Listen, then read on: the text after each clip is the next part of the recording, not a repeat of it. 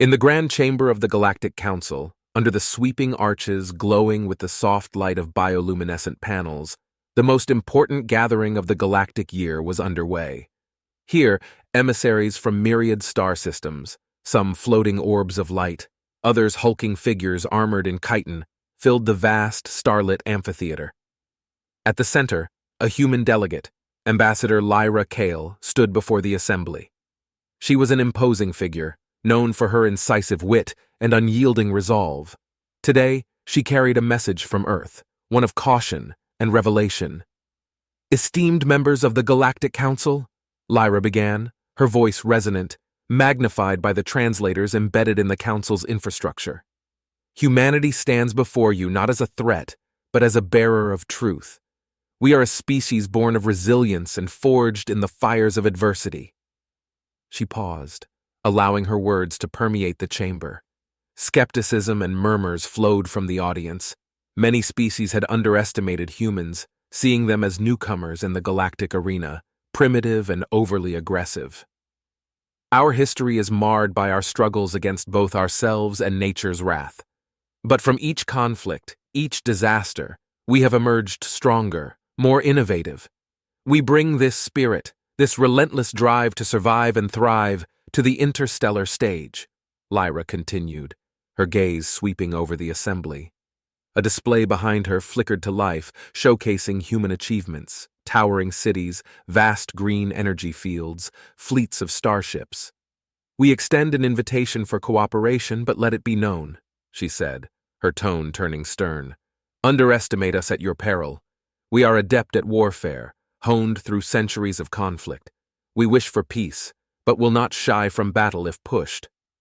A towering figure from the Narik species, Ambassador Threx, rose, his voice a deep rumble. "These are bold claims, Ambassador Kale, but strength in your primitive world may not equate to power here. Your place in the Council is still provisional."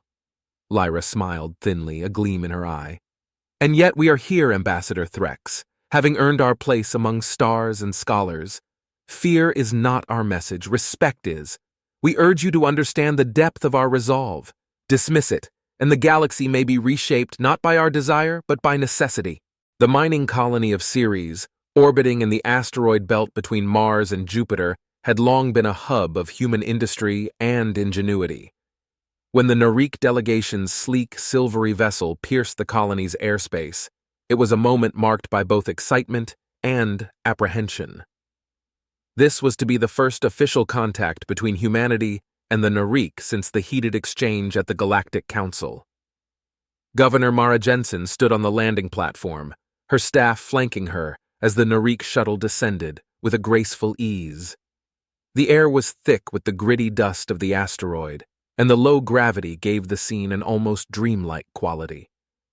As the Narik delegation disembarked, they were every bit as imposing as their reputations suggested. Tall, with shimmering scales that caught the harsh light of the sun. Ambassador Threx was at the forefront, his massive frame dwarfing his entourage. His deep-set eyes fixed on Mara as he approached, a slight nod acknowledging her presence. Mara stepped forward, extending her hand in a gesture of human goodwill.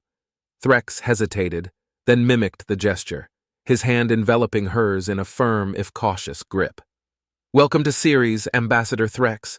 We hope your journey was uneventful," Mara said, her voice steady despite the surreal nature of the encounter. "Governor Jensen, your facility is impressive for such a remote outpost," Threx replied, his translator device emitting a smooth baritone. "We are eager to understand more about your people's mining technologies and perhaps discuss potential cooperative ventures." Mara smiled, leading the delegation through the complex. "Let's walk. I believe our operations here will provide both insight and opportunities for what you seek." As they toured the facility, Mara explained the advanced mining techniques and the extensive use of autonomous drones and AI-driven processes. The Narik were particularly interested in the human use of robotics, a field where they had their own sophisticated technologies, but recognized unique human innovations. However, beneath the surface of this cordial exchange, there was an undercurrent of tension. The Narik were keen observers, noting not just the technologies, but also the security measures and the layout of human defenses, a fact not lost on Mara and her security chief, Lieutenant Colton Hayes. After the tour, as they convened in the conference room, Threx's tone shifted subtly. "Your advancements are noteworthy, Governor, but we have observed certain vulnerabilities in your defenses. It would be remiss of us not to offer our assistance in enhancing your security, in exchange for some of the mining rights." Mara leaned back, measuring her response carefully. "Ambassador, while we appreciate your concern, I assure you we are quite capable of managing our security. As for mining rights, we are open to negotiations, but they must be mutually beneficial and respect our sovereignty." Threx's eyes narrowed slightly, the first sign of the underlying steel. "Mutual benefit is essential, of course. Let us hope that our negotiations proceed without misunderstandings." 2 weeks after the Narik's initial visit, the tension between human miners and the Narik delegation reached a critical point.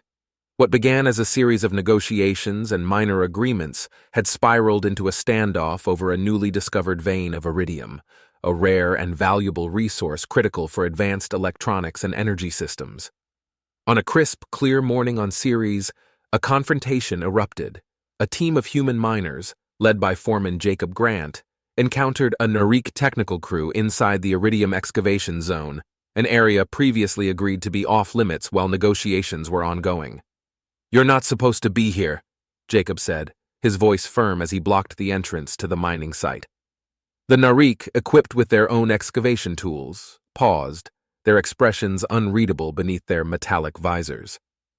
"We have authorization from our superiors to proceed," one Narik, a technician named Zoran, responded, his translator emitting a calm, digital tone. "Our instruments indicate that this vein extends into our agreed exploration sector." Jacob shook his head, stepping closer. "Not according to the maps we were provided. You're over the line, and you know it." The standoff was briefly peaceful, albeit tense, until a miscommunication triggered a rapid escalation. One of the human miners, mistaking a move by a Narik worker who reached for a geological scanner, panicked and shoved the alien. In seconds, the site turned into a chaos of shoving, yelling, and scrambling as both sides reacted. Lieutenant Colton Hayes, who had been monitoring the tension at the mining sites, called in his security team. "All units, we have a situation at the Iridium site. Possible hostility. Move in cautiously, but be prepared." By the time the security forces arrived, the skirmish had grown. The Narik, possessing superior physical strength, were initially overpowering, but the humans, more numerous and familiar with the terrain, used their agility and local knowledge to even the odds. Colton and his team intervened, using non-lethal force to disperse the crowd and separate the two groups. "Enough!" he bellowed, standing between a Narik warrior and a group of miners. "This ends now! We will sort this out diplomatically!" Breathing heavily, both sides backed down, though glares and murmurs continued to pass between them.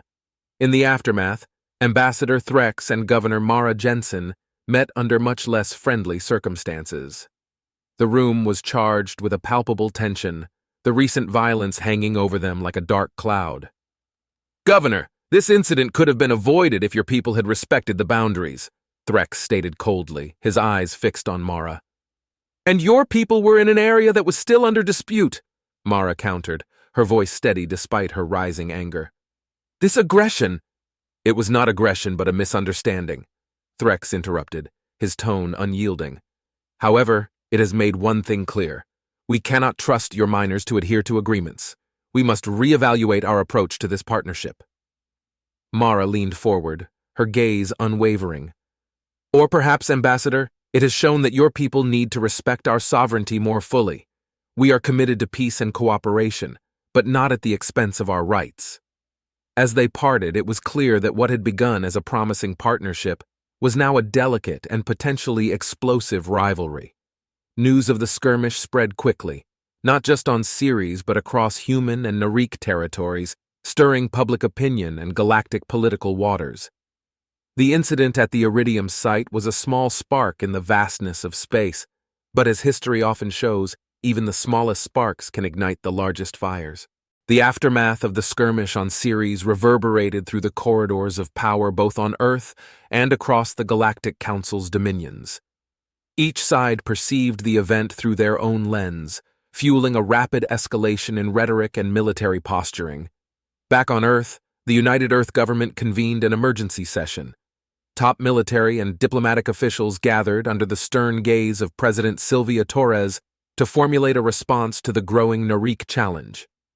"Let's be clear," President Torres began, her voice slicing through the tense atmosphere in the war room. "This wasn't just a minor scuffle over mining rights. This is a test of our resolve and our ability to defend our interests among the stars." General Carter Mitchell, head of Earth's Space Defense Force, laid out the strategic situation. "Our intelligence suggests that the Narik are bolstering their military presence near several key wormholes. It appears they're preparing for more than just mining disputes." Around the table, the mood was grim but determined. Admiral Lena Joe, in charge of the Earth's interstellar navy, added, "We've already dispatched the Fifth Fleet to secure the major trade routes near Ceres. We're not looking to start a war, but we are certainly preparing to defend ourselves." The decision was made to send a strong, clear message to the Galactic Council and the Narik. Earth would no longer tolerate any infringements on its sovereignty or economic interests. This message would be broadcast widely, a show of transparency and strength. Meanwhile, at the Galactic Council, news of the skirmish and Earth's response caused ripples of concern and curiosity among other member species. Some saw it as a potential harbinger of broader conflict, others as a pivotal moment to realign power structures within the Council. Ambassador Lyra Kale was tasked with presenting Earth's stance to the Council. Standing once again in the Grand Chamber, she addressed the Assembly with a calm but firm tone. "Honored delegates," Lyra began, "the recent events on Ceres were unfortunate but illustrative. They showed that despite our best intentions, there are still those who would test our patience and our resolve. Let it be known that humanity will defend its interests robustly and, I must stress, responsibly." She continued, "We seek no escalation, but we also will not shy away from securing our people and our assets. We call upon the Council to uphold its principles of fairness and sovereignty for all member species." The Assembly was divided. Some members, like the Thalosians, who had themselves experienced territorial disputes, sympathized with Earth's position. Others, influenced by the Narik's economic sway, were more cautious, advocating for mediation and restraint. Back on Ceres, as Earth's fleets maneuvered into defensive positions, the colony itself became a fortified hub. Governor Mara Jensen addressed her people, ensuring them that Earth was committed to their protection and that diplomacy would continue in parallel with military readiness. "Make no mistake," Mara declared in a broadcast to the colony, "we stand at a crossroads. Our actions now will define humanity's role in this galaxy. We will show that we are fair partners but formidable defenders of our rights." As tensions escalated between humanity and the Narik, the human delegation at the Galactic Council, led by Ambassador Lyra Kale, began a series of discreet meetings with representatives from other civilizations. The objective was clear: to form a strategic coalition, the Alliance of Stars, which would serve as a counterbalance to the increasing assertiveness of the Narik and their allies. The first to join was the Thalosians, a species known for their diplomatic acumen and historical grievances with the Narik over border encroachments. They were followed by the Vectans, a warrior race whose territories bordered the Narik dominion and who had long sought a formidable ally to deter potential aggressions. In a secure conference room aboard the human flagship, the Defender, discussions unfolded with representatives from 5 different species. Lyra outlined the vision for the Alliance of Stars. This alliance will not only serve as a military deterrent, but also foster economic cooperation and technological exchange among our civilizations, she explained. Each species brought their unique strengths to the table. The Thalosians offered their diplomatic networks and intelligence capabilities. The Vectans, renowned for their combat prowess, pledged elite squadrons of their starfighters. The Ixans, a species with advanced cloaking technology, agreed to share their stealth techniques, providing a significant tactical advantage. As the alliance took shape, Strategic plans were laid out. Joint military exercises were scheduled, and shared defense protocols were established. An economic pact was also formed, ensuring mutual prosperity through trade and shared resources, bolstering the economies of all member states and reducing dependency on Narik-controlled trade routes. Meanwhile, news of this growing alliance began to leak, stirring unease within the Narik leadership. They had underestimated the diplomatic and strategic capabilities of the humans, who were now successfully forging a multi-species coalition. Ambassador Threx, receiving reports of these developments, convened an emergency meeting with his closest advisors. "It seems we have pushed the humans into a corner, and they have responded not with submission, but with consolidation," he acknowledged grimly. "We must reassess our approach. The balance of power is shifting and not in our favor." Back on Earth, President Sylvia Torres addressed the global populace, her speech broadcast across all media platforms. "Today marks a new chapter in human history. As part of the Alliance of Stars, we stand not alone but shoulder to shoulder with other civilizations who share our values and our aspirations. This alliance is our commitment to a future where no one species dictates the fate of others." The planet Draxon 5, strategically positioned near a critical junction of interstellar trade routes, became the focal point of escalating tensions. It was a lush, resource-rich world previously under Narik control, but claimed by the Alliance of Stars as a neutral zone in the burgeoning conflict. The move was a direct challenge to the Narik's regional dominance and a test of the Alliance's resolve. The Narik, unwilling to concede such a vital asset, launched a full-scale siege, deploying their elite forces in a swift operation designed to retake the planet. Their armada, a formidable fleet of battleships and assault carriers, descended upon Draxon 5, initiating a blockade that cut off all incoming and outgoing traffic. On the surface, the Alliance's response was coordinated from a newly established military base under the command of General Carter Mitchell. The base, hurriedly fortified with anti-orbital cannons and shield generators, braced for the Narik assault.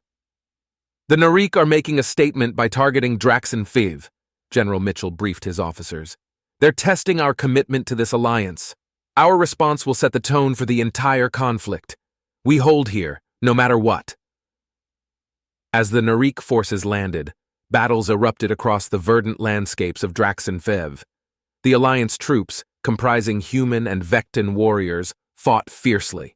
The Vectans, known for their ferocity in combat, clashed with the Narik in brutal ground engagements, while human forces provided strategic air support, leveraging their advanced drone technologies. The battle for Draxon 5 was not only fought on the ground and in the skies, but also in the arena of galactic opinion. Ambassador Lyra Kale worked tirelessly at the Galactic Council to rally support for the Alliance's position, framing the siege as a blatant act of aggression against a peaceful resolution of territorial disputes. As the siege dragged on, the Narik found themselves bogged down in a quagmire. The Alliance's defensive preparations proved more robust than anticipated, and the local resistance, fueled by support from the local population who feared Narik rule, stiffened the defense. Meanwhile, a covert operation led by Lieutenant Colton Hayes aimed to break the blockade from within. A small team of elite operatives, including human and Ixan soldiers, infiltrated the main Narik command ship using stealth technology. Their mission was to disable the ship's command center, creating chaos in the Narik fleet and giving the Alliance forces a crucial advantage. The operation was perilous. As they maneuvered through the bowels of the enemy ship, the team encountered Narik security forces. A silent, deadly exchange ensued, with the team narrowly achieving their objective, setting explosive charges and retreating just before detonation. The explosion rocked the Narik command ship, causing confusion and disarray among the fleet. Seizing the moment, General Mitchell ordered a counteroffensive. The Alliance forces surged forward, pushing the Narik back with renewed vigor. As the Narik fleet reeled from the internal sabotage, they were forced to retreat, abandoning their positions on Draxon 5. The siege was broken, and the Alliance had held firm. Following their unexpected victory at Draxon 5, the Alliance of Stars gained significant momentum and confidence. The triumph had not only bolstered their strategic position, but also showcased the effectiveness of their joint military capabilities to the galaxy at large. This victory, however, also intensified the Narik's resolve to counter the growing influence of the Alliance. In response to the increasing threat, the Narik invested heavily in advancing their war technology. Unbeknownst to them, humanity had been developing a revolutionary new weapon that could potentially change the dynamics of space warfare, the phase disruptor. This device was capable of temporarily disabling the energy shields of spacecraft, leaving them vulnerable to conventional attacks. Back on Earth, President Sylvia Torres convened with her top military advisors and the key scientific team responsible for the phase disruptor. The meeting took place in a secure underground facility deep within the command center of Earth's Space Defense Force. "Is the phase disruptor ready for deployment?" President Torres asked, addressing Dr. Helen Ramirez, the project's lead scientist. "Yes, Madam President. We've successfully tested it under various conditions. However, deploying it in a real combat scenario is always different. There's no guarantee of a perfect outcome," Dr. Ramirez replied cautiously. Understanding the risks, President Torres nodded. "We need every advantage we can muster. Prepare the device for field use. General Mitchell, coordinate with Dr. Ramirez to plan its deployment in our next major engagement." Meanwhile, on the Narik front, Ambassador Threx received reports of increased alliance activity along several contested regions. Fearing a new offensive, he ordered the acceleration of their own secret weapon project, aimed at countering the advanced technologies of the Alliance. The stage was set for a pivotal confrontation near the Galanor system, a critical waypoint that provided access to multiple trade routes and was essential for controlling regional power dynamics. The Alliance, spearheaded by the human fleet, moved into position, armed with the new phase disruptor technology. As the Narik armada approached, the tension in the human flagship, the Defender, was palpable. Admiral Lena Jo was in command, her face set in determination as she issued orders. "Initiate the phase disruptor now," she commanded, as the Narik ships came into range. The device was activated, sending a pulse of disruptive energy across space. The Narik shields flickered and failed, their ships suddenly exposed. The Alliance fleet took immediate advantage, launching a barrage of missiles and laser fire that inflicted significant damage on the Narik vessels. Caught off guard, the Narik fleet scrambled to retreat and regroup, their confidence shaken by the sudden vulnerability. The effectiveness of the phase disruptor exceeded expectations, giving the Alliance a crucial window to press their advantage and secure the Galanor system.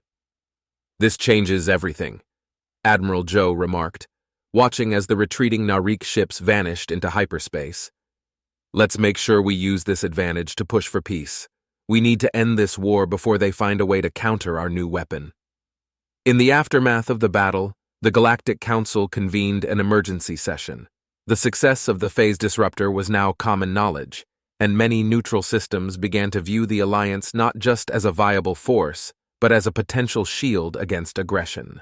As the Galactic War escalated, both sides realized the conflict would not be won solely by conventional means. Victory would require innovation and unexpected tactics. On Earth, human scientists and engineers, under the supervision of Dr. Helen Ramirez, intensified their efforts on a new, even more secretive project, the quantum infiltrator. This weapon was designed to subtly infiltrate and disrupt Narik technology at a fundamental level, creating systemic failures without direct combat.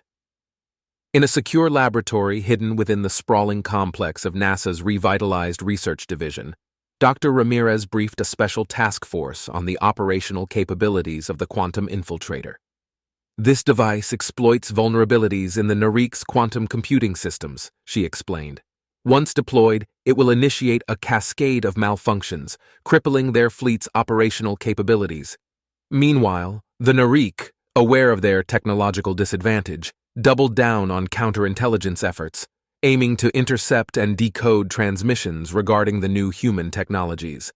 Ambassador Threx, coordinating closely with his military advisors, launched a series of spy missions targeting Alliance communication channels. Amid these preparations, the Alliance planned a covert mission to deploy the quantum infiltrator deep within enemy territory. The operation would be led by Lieutenant Colton Hayes, who had distinguished himself in earlier missions. His team included experts in stealth tactics, electronic warfare, and combat engineers. "Your objective is clear," General Carter Mitchell briefed them aboard the stealth ship Shadow Lurker. "Infiltrate the Narik's primary command station in the Orion sector. Deploy the quantum infiltrator within their central computing hub. Get in, set it up, and get out before they even know you were there." The mission commenced under the cover of a diversionary attack at the borders of Narik space, drawing their forces away from the Orion sector. The Shadow Lurker approached the Narik station undetected, slipping past their sensors cloaked in an envelope of dark energy. Inside the enemy station, Hayes and his team moved with precision, avoiding patrols and navigating the maze of corridors with the help of their Ixan ally, Scylla, who could sense electronic emissions and security measures. Reaching the central hub, they encountered minimal resistance thanks to the confusion sown by the quantum infiltrator's preliminary effects. With the device in place and activated, they began their exfiltration. However, their exit was not as smooth. A Narik patrol, alerted by unusual system errors, intercepted them, leading to a tense standoff. Quick thinking and a smoke grenade allowed them to escape into the docking bay, where they fought their way back to the Shadow Lurker. As they made their final sprint to the ship, an explosion rocked the station, not part of the original plan, but a result of the quantum infiltrator overloading a critical power node. With chaos behind them, the team launched into space, narrowly avoiding the clutches of the Narik reinforcements. Back at the Alliance command, news of the mission's success brought a mix of relief and celebration. The quantum infiltrator worked even better than anticipated, causing widespread disarray within the Narik fleet. "This victory is crucial, but it's not the end," General Mitchell cautioned his team. "Expect the Narik to retaliate. We must be vigilant and ready to adapt. Our actions today have shifted the war in our favor, but the path to peace remains fraught with uncertainty." Following the deployment of the quantum infiltrator and its devastating impact on Narik systems, the conflict entered a phase of tactical espionage and covert operations. The Narik, desperate to regain their footing after the systemic disruptions, intensified their efforts to infiltrate Alliance systems and learn more about human technology and strategic plans. In response to these developments, Lieutenant Colton Hayes and his team were once again called upon, this time to undertake a crucial counter-espionage mission. Their task was to infiltrate a high-security Narik outpost on the moon of Zalara, which was suspected of serving as the hub for the Narik's intelligence operations against the Alliance. The outpost, a fortress of steel and energy shields nestled in the moon's jagged, crater-filled landscape, was heavily guarded. It was equipped with state-of-the-art surveillance systems and patrolled by elite Narik security forces. The challenge was daunting, but the stakes were too high to ignore. Colton and his diverse team, including experts in hacking, stealth, and combat, began their mission under the cover of a meteor shower, a natural phenomenon common in the Zalara region that they used to mask their approach. Using a specially modified shuttle with enhanced stealth capabilities, they landed undetected on the moon's surface. "The key to this mission is silence and speed," Colton briefed his team as they approached the outpost. "Our main target is the central data hub. We get in, extract as much intelligence as we can, and get out before they even realize what's happening." Inside the outpost, the team split up. Colton and Scylla, the Ixan sensor expert, headed for the central hub, while the others created diversions and gathered additional intel. Navigating the dimly lit corridors, Colton and Scylla reached the central data hub, a vast room filled with data stacks and humming servers. Scylla, using her innate abilities, disabled the electronic locks without triggering any alarms, allowing them access to the core systems. As they downloaded critical data, the rest of the team executed their part of the plan flawlessly, drawing attention away from the central hub. However, just as they were about to complete the data transfer, an unexpected security protocol kicked in, sealing the room and alerting the outpost's command center. "We've got a problem," Colton whispered into his communicator. "The system's locked us in. We need an exit now." On the outside, their combat specialist, Diaz, along with 2 other team members, raced to their location. Using a combination of explosive charges and brute force, they breached the security doors, rescuing Colton and Scylla just as Narik reinforcements converged on the scene. With the data secured and their presence now known, the team fought their way back to their shuttle, engaging in a fierce firefight with Narik forces. Despite the intense opposition, the team's coordination and the cover provided by the ongoing meteor shower allowed them to reach their shuttle and escape into space. Back at Alliance headquarters, the data retrieved revealed critical insights into Narik's strategic vulnerabilities and upcoming offensive plans. This intelligence proved invaluable, giving the Alliance a significant advantage in the ongoing conflict. "The data you've brought back could change the course of this war," General Mitchell commended the team. "Thanks to your courage and quick thinking, we've not only thwarted their plans but gained the upper hand. Prepare for the next phase. We're going to use this information to strike at the heart of their operations." With critical intelligence in hand from the daring infiltration mission, the Alliance of Stars strategized their next move, a direct strike at the heart of Narik territory. The target was the Narik's primary military headquarters, located on their home planet of Narik Prime. This was not just a military operation, it was a bold statement, signaling the Alliance's shift from defensive to offensive strategy. General Carter Mitchell, now at the forefront of military operations, detailed the plan to his assembled commanders. "The intelligence provided by Lieutenant Hayes's team has given us a window. We strike hard and fast, targeting their central command. This will disrupt their operational capabilities and give us a crucial edge." The plan involved a multi-pronged attack. The main force, led by Admiral Lena Joe, would engage the Narik fleet orbiting Narik Prime, drawing them away from the planet. Meanwhile, a specialized strike team would infiltrate the planet's surface, targeting the military headquarters to sabotage their command systems. As the fleet moved into position, tension aboard the flagship, the Defender, was palpable. Admiral Joe, a veteran of many battles, kept her focus on the task ahead. "This is the moment we've prepared for," she addressed her crew. "Our actions today will determine the future of this conflict. Stay sharp, stay focused. History is on our side." The space around Narik Prime erupted into chaos as the Alliance fleet engaged the Narik defenders. Lasers crisscrossed the starry sky, and explosions dotted the void as ship after ship exchanged deadly volleys. Admiral Joe expertly maneuvered the Defender, leading from the front, her ship's guns blazing. On Narik Prime's surface, Colton Hayes and his team, equipped with the latest stealth technology, descended into the thick of the enemy territory. The planet was a fortress, bristling with defenses, but the team used the chaos in orbit as cover to bypass the main security checkpoints. Reaching the military headquarters, a sprawling complex built into a rugged mountain range, they used the hacked codes from their previous mission to infiltrate the command center. Inside, they planted explosive charges and uploaded a virus designed to cripple the Narik communication networks. "Plant the last charge here and let's move out," Colton directed his team. The operation was precise, and within minutes, they were on their way out. But as they retreated, alarms blared, signaling that their presence was detected. A fierce battle ensued as Narik forces swarmed the area. The team fought their way through, using every bit of their training to survive. Explosions rocked the headquarters as their planted charges detonated, achieving the desired effect. Amidst the confusion, they made a narrow escape, extraction ships swooping in under heavy fire to carry them to safety.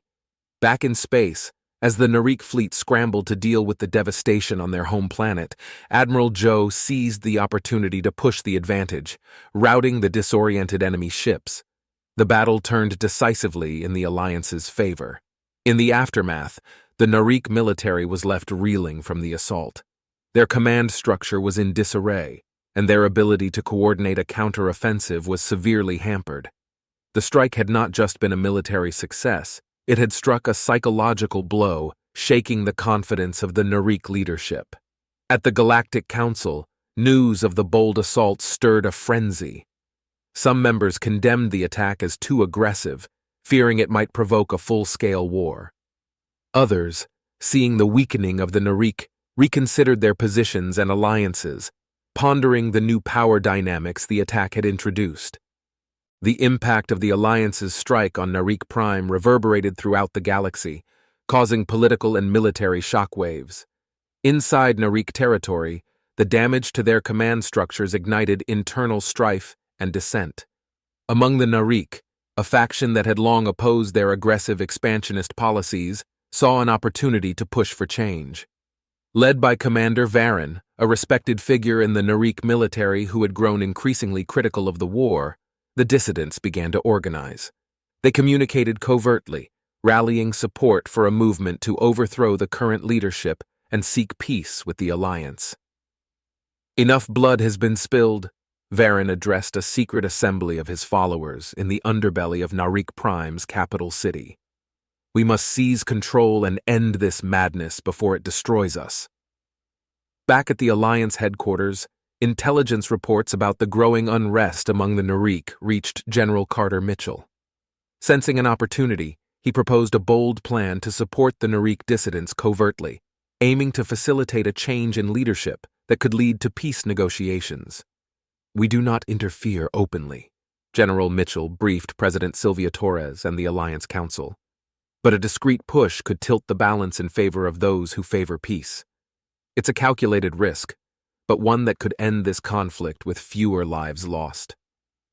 With approval granted, the Alliance began funneling support to Varen's faction, providing them with intelligence, supplies, and communication tools. This aid was critical in helping the dissidents organize a widespread uprising against the ruling war hawks. The day of the uprising, dubbed the Turning Point by its planners, saw coordinated strikes across multiple Narik cities. Varen and his forces moved quickly, capturing key military installations and broadcasting their message across the planet. "To our brothers and sisters across the galaxy," Varen declared in a broadcast picked up by media outlets throughout Narik territory and beyond, "we are reclaiming our destiny from those who would lead us to ruin. We seek peace, reconciliation, and a new path forward with all civilizations." The reaction among the Narik population was mixed, but the desire for an end to the war resonated with many, especially those who had suffered the most. The ruling council, caught off guard and now facing opposition both externally and internally, struggled to maintain control. Meanwhile, the Galactic Council, observing the developments, convened an emergency session. The Alliance, represented by Ambassador Lyra Kale, argued for recognition of Varen's provisional government and proposed an immediate ceasefire. "As members of this esteemed council, we must foster stability and support transitions that promise peace," Ambassador Kale urged. Recognizing Commander Varen's government as the legitimate authority on Narik Prime could pave the way for lasting peace in our galaxy. The council voted, and with a majority in favor, passed a resolution supporting the ceasefire and agreeing to mediate future peace talks. The decision was a testament to the shifting dynamics within the Galactic Council, influenced by the Alliance's strategic successes and the Narik dissidents' plea for peace. The ceasefire brought a fragile peace to the galaxy, but beneath the surface, tensions simmered as factions within the Narik resisted the new order. The Narik hardliners, unwilling to accept the authority of Commander Varen's provisional government, regrouped and planned a decisive strike to reclaim power and continue their expansionist agenda. Recognizing the threat to the nascent peace process, the Alliance of Stars prepared for a potential large-scale conflict. General Carter Mitchell and Admiral Lena Joe coordinated a unified defense strategy, positioning the Alliance fleets in key sectors to protect vulnerable worlds and maintain the blockade around critical Narik systems.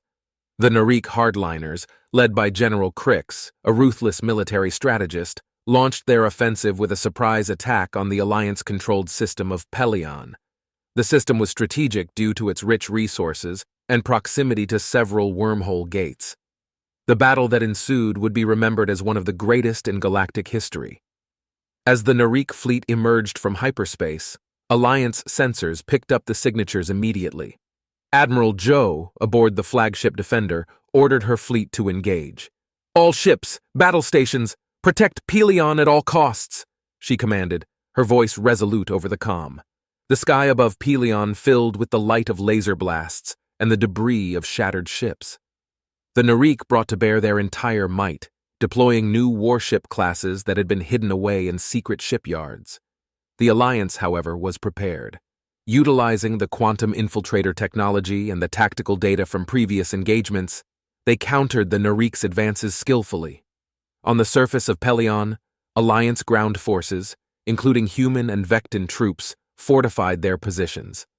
They repelled waves of Narik soldiers using advanced defensive technologies and guerrilla tactics learned through the harsh lessons of previous battles. The turning point came when Lieutenant Colton Hayes, leading a special operations group, infiltrated the Narik flagship and captured General Crix. The bold move, executed under intense fire, demoralized the Narik forces and threw their chain of command into chaos. With their leader captured and their fleet in disarray, the Narik forces began to retreat. Admiral Joe seized the moment, ordering a full advance. "Push them back! Secure the system and cut off their escape routes," she directed. The battle raged for hours, but the disciplined might of the Alliance gradually turned the tide. As the last Narik warships warped out, leaving behind a field of wreckage, the Alliance celebrated a hard-fought victory. In the aftermath, General Crix was brought before the Galactic Council, where he faced charges of war crimes and violations of the ceasefire. His capture marked the effective end of the Narik hardliners' resistance. Commander Varen, now officially recognized as the leader of the Narik, addressed the Galactic Council. "Today, we turn a new page. We, the Narik, thank the Alliance for their bravery and seek to join them in lasting peace. Let this battle be the last conflict our peoples ever face." In the wake of the Great Battle of Pelon, the Galactic Council and the newly established Narik government under Commander Varen proposed a peace summit. The goal was to solidify the ceasefire and negotiate terms for a long-term peace treaty.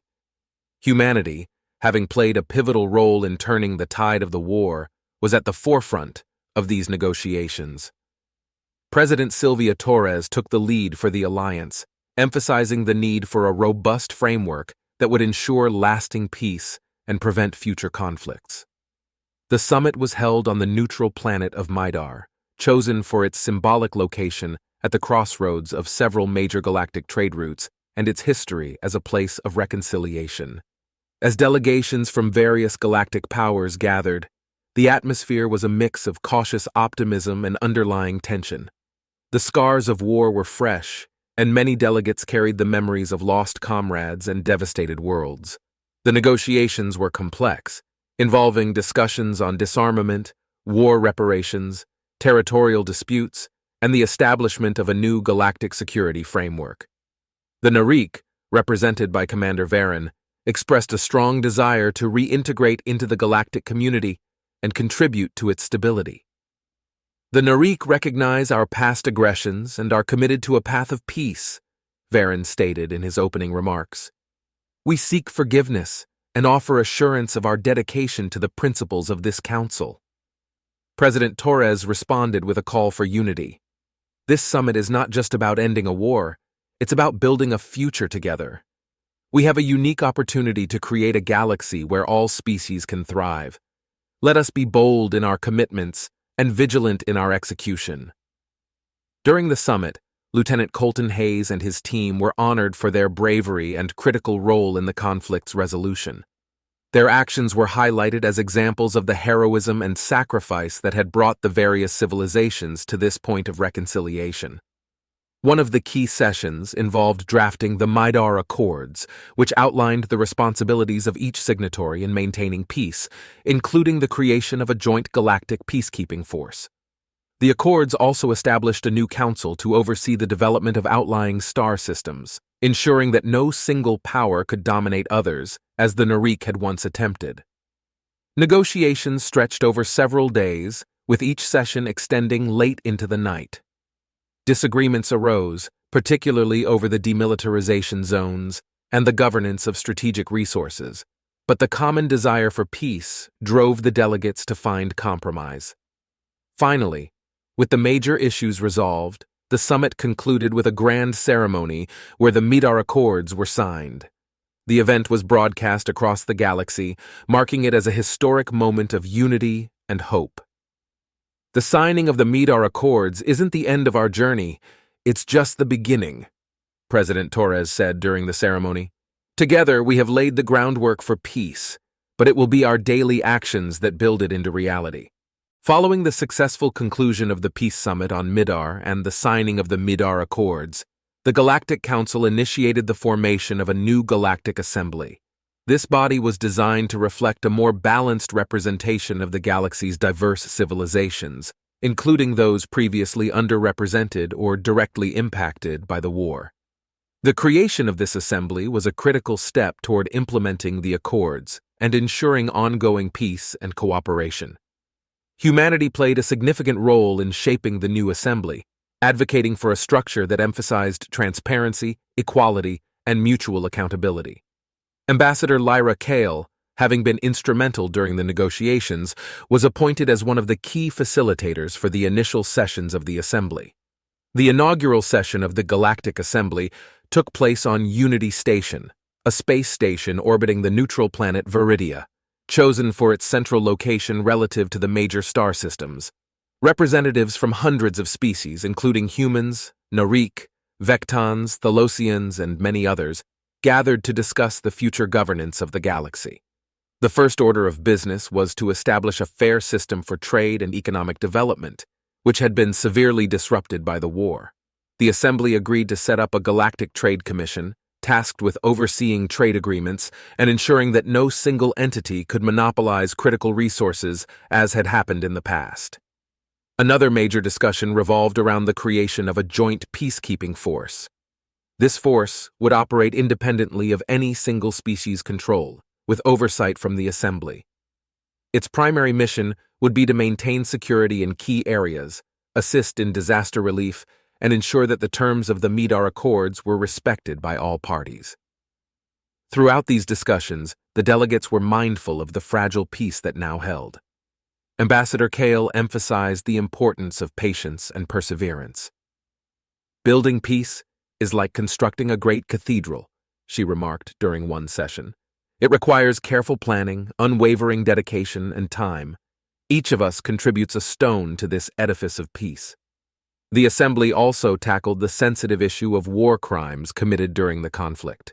It established a Galactic Justice Tribunal, which would investigate and prosecute serious violations of the Maidar Accords.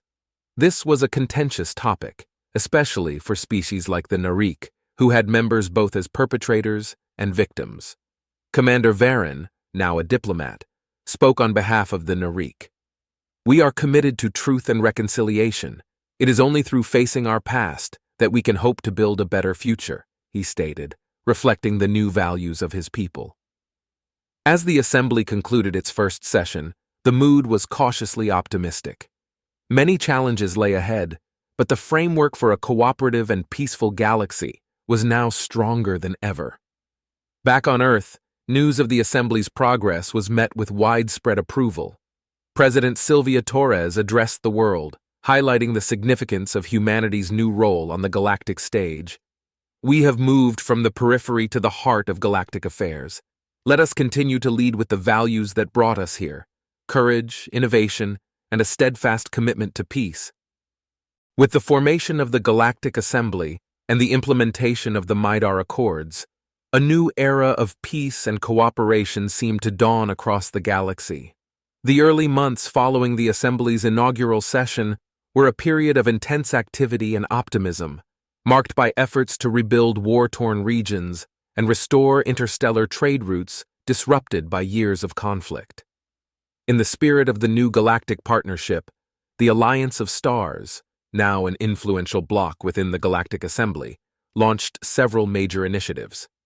One of the most ambitious was the Galactic Rebuilding Program, GRP, aimed at assisting planets and systems most affected by the war. The program not only focused on physical reconstruction, but also on social rehabilitation and economic revitalization. Humanity, leveraging its expertise in logistics and large-scale construction, played a pivotal role in the GRP. Human engineering corps, alongside robotic workforces and alien technology experts, were deployed across dozens of worlds. From the rubble-strewn moons of the Narik system to the shattered habitats in the Vectan sectors, they worked to rebuild homes, infrastructures, and lives. Simultaneously, the newly established Galactic Trade Commission facilitated a resurgence in commerce. Trade fairs and markets, once a rarity during the wartime years, became common, celebrating the diverse products and cultures of the galaxy. These events were not just commercial, but also cultural, providing a platform for different species to share their heritage and form new, peaceful relationships. Amid these promising developments, the Joint Peacekeeping Force, known as the Galactic Peace Corps, GPC, began its operations.